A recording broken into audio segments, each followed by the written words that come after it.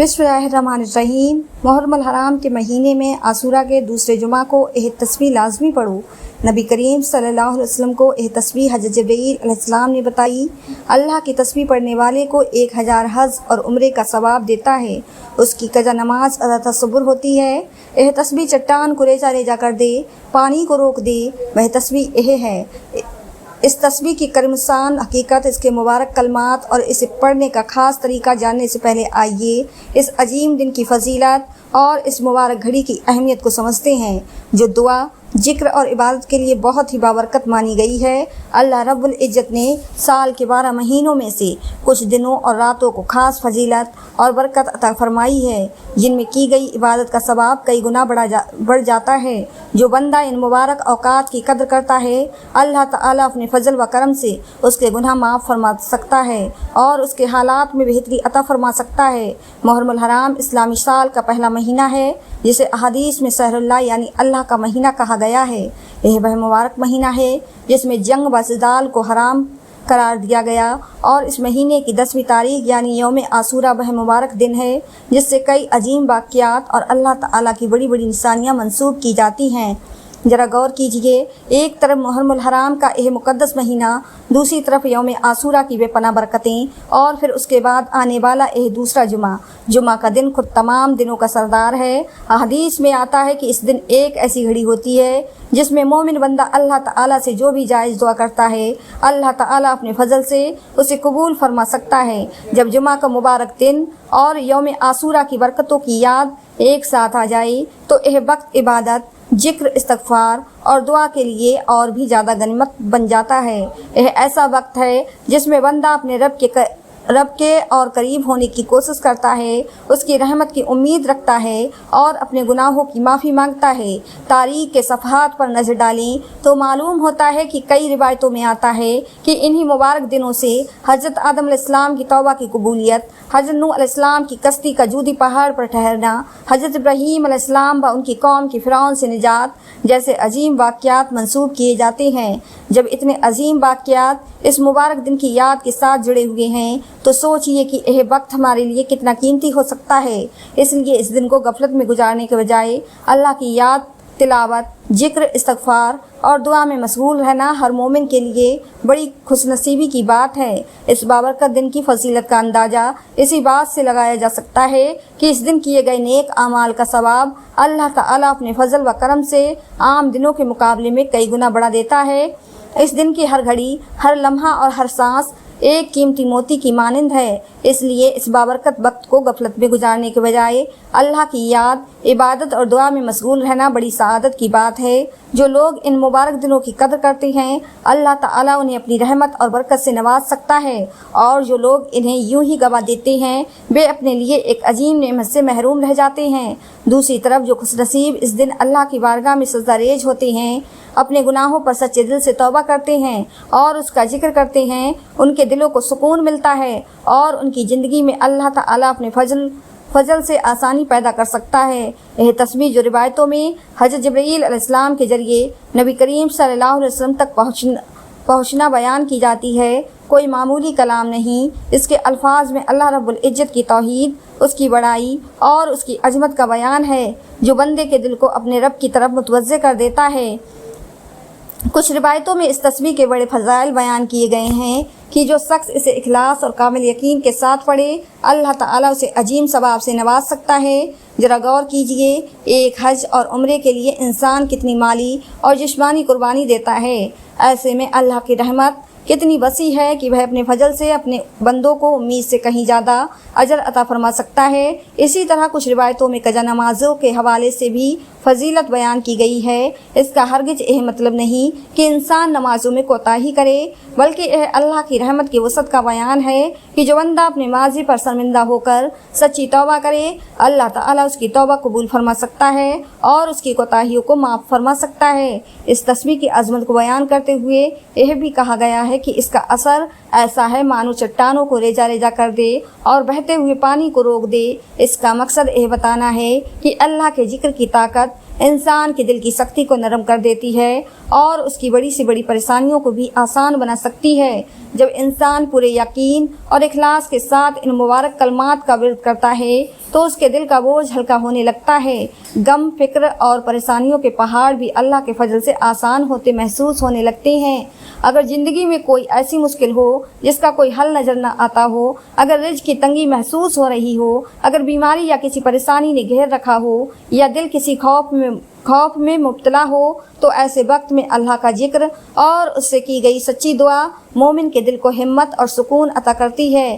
جیسے بہتے ہوئے پانی کو روکنا انسان کے بس میں نہیں، ویسے ہی کئی پریشانیاں بھی انسان کی طاقت سے باہر ہوتی ہیں، لیکن جب بندہ پورے یقین کے ساتھ اپنے رب کی طرف رجوع کرتا ہے تو اللہ تعالیٰ اپنے فضل سے ایسے راستے پیدا فرما دیتا ہے جن کا انسان نے گمان بھی نہیں کیا ہوتا۔ اس مبارک جمعہ کے دن خاص طور پر ان اوقات میں جن کے بارے میں احادیث میں دعا کی قبولیت کی امید دلائی گئی ہے، اپنے دل کو دنیاوی فکروں سے ہلکا کر لیجئے، اللہ کی طرف متوجہ ہو جائیے اور پورے اخلاص کے ساتھ اس سے اپنی مغفرت، رحمت اور اپنی تمام جائز حاجات کی دعا کیجیے۔ آج محرم الحرام کی 10ویں تاریخ یعنی یوم عاشورہ ہے۔ آج ہم محرم کے سب سے بابرکت دنوں میں سے ایک دن میں موجود ہے۔ یہ دن دینی اعتبار سے بہت اہمیت رکھتا ہے۔ اگر ہم اس کی فضیلت، اس کے پیغام اور اس دن کی جانے والی عبادتوں کو سمجھ لیں تو یہ دن ہمارے لیے اللہ کا قرب حاصل کرنے کا ذریعہ بن سکتا ہے۔ آج کے دن کی سب سے بڑی سعادت یہ ہے کہ یہ توبہ، استغفار اور اللہ کی رحمت کی امید کا دن ہے۔ حدیث شریف میں آتا ہے کہ اللہ کے رسول صلی اللہ علیہ وسلم نے فرمایا کہ جو شخص یوم عاشورہ کا روزہ رکھتا ہے اللہ تعالیٰ اس سے گزشتہ 1 سال کے گناہوں کا کفارہ فرما دیتا ہے۔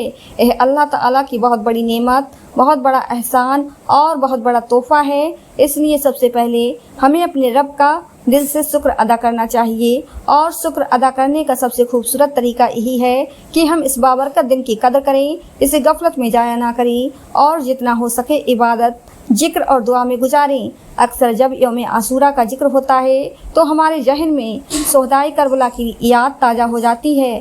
ہم ان سے اپنی محبت کا اظہار کرتے ہیں، ان کے غم میں شریک ہوتے ہیں اور ان کی عظیم قربانی کو یاد کرتے ہیں، لیکن اس کے ساتھ ساتھ ہمیں یہ بھی نہیں بھولنا چاہیے کہ یہ دن اللہ تعالیٰ کی بارگاہ سے مغفرت طلب کرنے، سچی توبہ کرنے اور اپنے گناہوں کی معافی مانگنے کا بھی ایک عظیم موقع ہے۔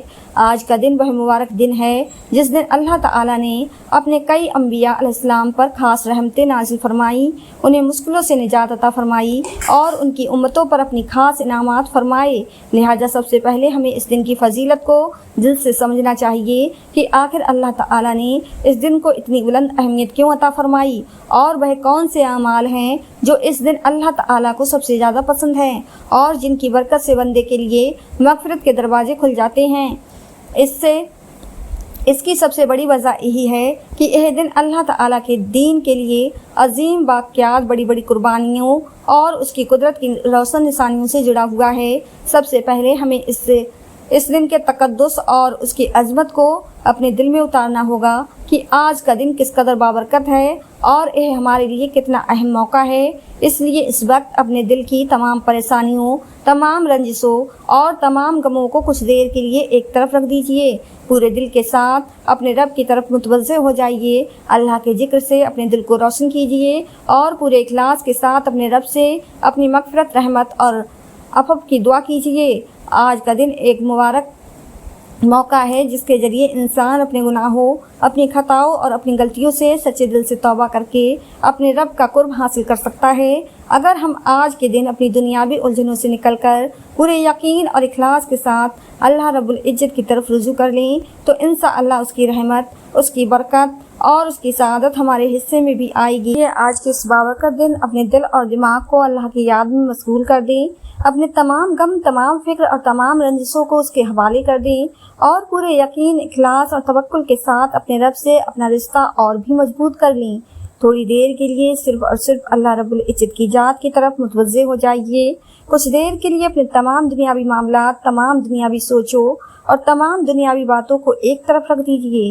سب سے پہلے اپنے گناہوں پر شرمندہ ہو جائیے، اللہ رب العزت سے سچے دل کے ساتھ معافی مانگ لیجیے اور اس سے اپنی مغفرت کی دعا کیجیے۔ لہٰذا اس وقت اپنے دل کی تمام پریشانیوں، تمام رنجشوں اور تمام غموں کو چھوڑ دیجیے اور اپنے رب سے اس کے ذکر کے ذریعے دل کی گہرائیوں سے اپنا رشتہ مضبوط کر لیجیے۔ اگر ہم اپنے رب کی طرف رجوع کریں، اس کی بارگاہ میں جھک جائیں، تو بے شک اللہ رب العزت بے حد رحیم، بے حد کریم، بے حد شفیق اور انتہائی مہربان ہے۔ وہ اپنے بندوں کی توبہ قبول فرمانے والا ہے۔ اس کے لیے سب سے پہلے اپنے دل کو پاک و صاف کیجیے اور جو بھی آپ کی حاجات ہوں، جو بھی آپ کی دعائیں ہوں، انہیں اپنے رب کے سامنے پیش کر دیجیے۔ اللہ رب العزت انتہائی رحیم، کریم، شفیق اور مہربان ہے۔ وہ اپنے بندوں کی توبہ قبول فرماتا ہے اور ان کی دعاؤں کو سنتا ہے۔ اس تسبیح کے دوران سب سے پہلے آپ کا دل سکون محسوس کرے گا، پھر آپ کے دل کے اندر ایک عجیب سا اطمینان اور روحانی کیفیت پیدا ہوگی۔ آپ کو ایسا محسوس ہوگا جیسے آپ کے سینے سے کوئی بہت بڑا بوجھ اتر گیا ہو اور رحمت الہی نے آپ کو چاروں طرف سے اپنی آغوش میں لے لیا ہو۔ یہ مبارک دن بار بار نہیں آتے اور زندگی کا بھی کوئی بھروسہ نہیں، اس لیے اگر ہم آج کے دن اپنی تمام دنیاوی الجھنوں اور فکروں کو چھوڑ کر پورے دل سے اللہ رب العزت کی طرف متوجہ ہو جائیں تو انشاءاللہ اس کی رحمت، اس کی برکت اور اس کی بے شمار نعمتوں سے مالا مال ہو سکتے ہیں۔ لہٰذا آج کے دن ہمیں سب سے پہلے اپنے دل و دماغ کو اللہ کی یاد، اللہ کے ذکر اور اللہ رب العزت کی طرف متوجہ کرنا ہوگا۔ یہ صرف ایک دن نہیں بلکہ ایک مبارک دن ہے، ایک مبارک موقع ہے جس کے ذریعے ہم اپنے گناہوں، اپنی خطاؤں، اپنی غلطیوں اور اپنے تمام معاملات کے بارے میں اپنے رب کے سامنے توبہ کر سکتے ہیں۔ پانی کا ایک ایسا ہولناک سمندر تھا جس کی لہریں پہاڑوں جیسی بلند تھی۔ اس وقت حضرت نوح علیہ السلام کی کشتی جو ایمان والوں کا واحد سہارا تھی، دنوں تک اس طوفان کے رحم و کرم پر تیرتی رہی۔ پھر وہ مبارک لمحہ آیا جب اللہ تعالیٰ نے زمین کو حکم دیا کہ اپنا پانی نگل لے اور آسمان کو فرمایا کہ تھم جا۔ پھر حضرت نوح علیہ السلام کی کشتی جودی پہاڑ پر آ کر ٹھہر گئی اور ایمان والوں کو نئی زندگی نصیب ہوئی۔ کچھ روایتوں میں اس واقعے کو یوم عاشوراء سے بھی منسوب کیا جاتا ہے۔ اس دن حضرت نوح علیہ السلام اور ان کے ساتھیوں نے اللہ تعالیٰ کے اس عظیم احسان پر شکر ادا کیا اور اس کی حمد و تسبیح بیان کی۔ بات یہی ختم نہیں ہوتی بلکہ حضرت ابراہیم علیہ السلام کی زندگی کا وہ عظیم الشان معجزہ جس نے کفر کے ایوانوں کو ہلا دیا، اسے بھی کچھ روایتوں میں اسی دن سے جوڑا جاتا ہے جب نمرود نے حق کی آواز بلند کرنے پر حضرت ابراہیم علیہ السلام کو دہکتی آگ میں ڈالنے کا فیصلہ کیا تو ہر دیکھنے والا حیران رہ گیا، لیکن ان کا توکل اپنے رب پر مکمل تھا۔ جب انہیں منجنیق کے ذریعے آگ میں ڈالا گیا تو اللہ رب العزت نے فرمایا، اے آگ ابراہیم پر ٹھنڈی اور سلامتی والی ہو جا۔ پھر وہی آگ ان کے لیے گل و گلزار بن گئی۔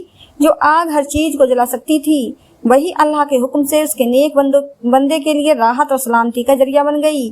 پھر وہ منظر یاد کیجیے جب حضرت موسیٰ علیہ السلام اور ان کی قوم بنی اسرائیل فرعون کے ظلم و ستم سے تنگ آ کر مصر سے نکلے۔ جب وہ سمندر کے کنارے پہنچے تو پیچھے فرعون کا طاقتور لشکر تھا اور سامنے سمندر کی موجیں۔ بنی اسرائیل گھبرا اٹھے اور کہنے لگے، اب تو ہم پکڑے جائیں گے۔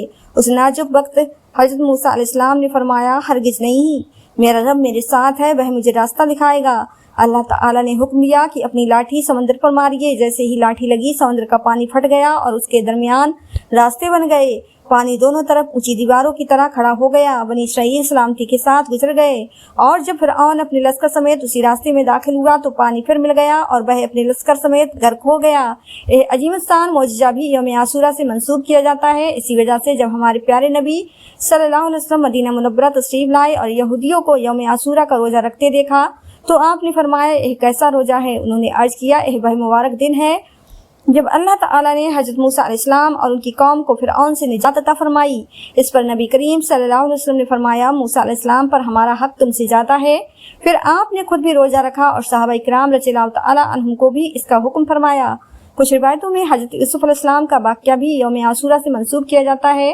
وہ ایک لمبے عرصے تک اپنے والد حضرت یعقوب علیہ السلام سے جدا رہے اور قید کی سختیاں جھیلی۔ پھر اللہ تعالیٰ نے انہیں جیل سے نکال کر عزت اکرام اور مصر میں بلند مقام عطا فرمایا اور حضرت یعقوب علیہ السلام کی بینائی بھی اللہ کے حکم سے واپس لوٹا دی۔ اسی طرح کچھ روایتوں میں آتا ہے کہ حضرت ایوب علیہ السلام جنہوں نے لمبی بیماری پر صبر کیا، اللہ تعالیٰ نے ان کی دعا قبول فرمائی، انہیں شفا عطا کی اور پہلے سے زیادہ نعمتوں سے نوازا۔ اسی طرح حضرت یونس علیہ السلام جو مچھلی کے پیٹ میں لا الہ الا انت سبحانک انی کنت من الظالمین پڑھتے رہے، اللہ تعالیٰ نے انہیں بھی نجات عطا فرمائی۔ ان تمام واقعات کو سن کر انسان کا دل اللہ کی عظمت سے بھر جاتا ہے کہ کس طرح اللہ تعالیٰ نے اپنے نیک بندوں کی دعائیں سنی، ان کی تسبیحات قبول فرمائی اور ان کی مشکلوں کو آسان فرما دیا۔ لیکن تاریخ اسلام میں یوم عاشورہ ایک عظیم قربانی کی یاد بھی دلاتا ہے۔ یہ وہ دن ہے جب نواسۂ رسول صلی اللہ علیہ وسلم گوسائے فاطمہ سید الشہداء حضرت امام حسین رضی اللہ تعالی عنہ اور ان کے وفادار ساتھیوں نے میدان کربلا میں شہادت کا جام پیا۔ حق اور باطل کے اس امتحان میں حضرت امام حسین رضی اللہ تعالی عنہ نے اپنا سر تو کٹا دیا، لیکن باطل کے سامنے سر نہیں جھکایا۔ انہوں نے بھوکے پیاسے رہ کر اپنے اہل بیت اور ساتھیوں کی عظیم قربانی پیش کر کے دین محمدی کی عزت اور نماز کی عظمت کو قیامت تک کے لیے زندہ کر دیا۔ میرے عزیز دوستو، جس دن سمندر نے راستہ دیا، جس دن بیماریوں سے شفا عطا ہوئی اور جس دن رسول اللہ صلی اللہ علیہ وسلم کے پیارے نواسے نے حق کی خاطر اپنی جان کا نذرانہ پیش کیا، جب ان تمام بابرکت واقعات کی رحمتیں اپنے عروج پر ہوں اور پھر اس کے فوراً بعد عاشورہ کے بعد آنے والا جمعہ آ جائے تو رحمت خداوندی کس قدر جوش میں ہوگی، اس کا اندازہ لگانا بھی مشکل ہے۔ یہ وہ وقت ہے جب بندہ اپنے رب کی طرف پورے اخلاص کے ساتھ رجوع کرتا ہے۔ اگر کوئی اس مبارک موقع پر اللہ کا ذکر اور تسبیح کرے تو یہ اس کے لیے بہت بڑی سعادت کی بات ہے۔ لوگ اکثر یہ سوچ کر پریشان ہو جاتے ہیں کہ ہماری دعائیں قبول کیوں نہیں ہوتی، ہماری مشکلیں آسان کیوں نہیں ہوتی اور ہمارے گھروں میں برکت کیوں نہیں آتی۔ میرے عزیز دوستو، دعا کی قبولیت کے لیے سب سے اہم چیز سچا اخلاص، پورا یقین اور اللہ تعالیٰ کی طرف دل سے رجوع کرنا ہے۔ جب بندہ اپنے رب کو سچے دل سے پکارتا ہے تو اس کی رحمت کے دروازے کھلنے کی امید پیدا ہوتی ہے۔ اگر آپ اس دوسرے جمعہ کے مبارک دن اللہ کا ذکر اور تسبیح کریں گے تو انشاءاللہ آپ کے دل کا بوجھ ہلکا محسوس ہوگا، غم اور پریشانیوں میں کمی محسوس ہوگی اور دل کو سکون نصیب ہوگا۔ یہ وہ مبارک گھڑی ہے جس میں بندہ اپنے رب سے اپنی جائز حاجات عرض کرتا ہے اور اس کی رحمت کی امید رکھتا ہے۔ اب آپ کے دل میں ایک خواہش ضرور پیدا ہو گئی ہوگی کہ وہ کون سی تسبیح ہے جس کی اتنی فضیلت بیان کی جاتی ہے۔ آئیے اب اس مبارک عمل کا طریقہ جانتے ہیں۔ محترم ناظرین، اس بابرکت دن کی اہمیت کو مد نظر رکھتے ہوئے اب ہم اس عمل کا طریقہ بیان کرتے ہیں۔ سب سے پہلے جمعہ کی فرض نماز ادا کرنے کے بعد اگر مصروفیت نہ ہو تو اطمینان سے قبلہ رخ بیٹھ جائیے، اپنی توجہ اللہ رب العزت کی طرف کر لیجئے اور جتنا ہو سکے دنیاوی فکروں کو اپنے ذہن سے الگ کر دیجئے۔ ہر دعا اور ذکر کی طرح اس عمل کی شروعات بھی ادب اور محبت کے ساتھ درود شریف سے کیجئے۔ اگر آپ کو درود ابراہیمی یاد ہو تو اسے پڑھیے، ورنہ کوئی بھی مسنون درود شریف پڑھ سکتے ہیں۔ درود ابراہیمی 11 مرتبہ پڑھیے۔ اس کے بعد اللہ تعالیٰ کے دو مبارک ناموں کا ورد کیجیے، یا فتاح یا رزاق، انہیں 100 مرتبہ پڑھیے۔ یا فتاح پڑھتے وقت اللہ تعالیٰ سے اپنے لیے آسانی اور بھلائی کی دعا کیجیے، اور یا رزاق پڑھتے ہوئے اپنے رزق میں برکت اور حلال روزی کی دعا کیجیے۔ اس کے بعد یہ مبارک کلمہ پڑھیے، لا الہ الا اللہ وحدہ لا شریک لہ، لہ الملک و لہ الحمد وہو علی کل شیء قدیر۔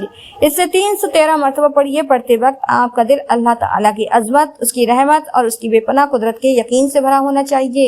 اس کے بعد سورہ البقرہ کی یہ مبارک آیت 7 مرتبہ پڑھیے، وَإِذَا سَأَلَكَ عِبَادِي عَنِّی فَإِنِّی قَرِیبٌ أُجِیبُ دَعْوَةَ الدَّاعِ إِذَا دَعَانِ۔